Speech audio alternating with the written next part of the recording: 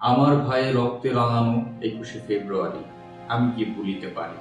ফেব্রুয়ারি মানেই হারানো ভাইয়ের স্মৃতি।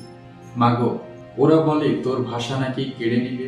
আজ 21শে ফেব্রুয়ারি, ক্যালেন্ডারের পাতায় লাল রঙে রাঙানো একটি দিন, কিন্তু এই রঙের পিছনে লুকিয়ে আছে রাজপথে ঝরে পড়া তাজা রক্তের গল্প।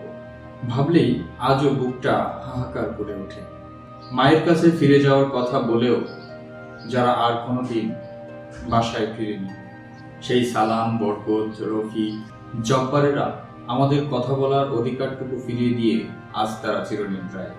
নিজের মাতৃভাষায় মা বলার সুখটা আমরা পেয়েছি তাদের জীবনের বিনিময়ে।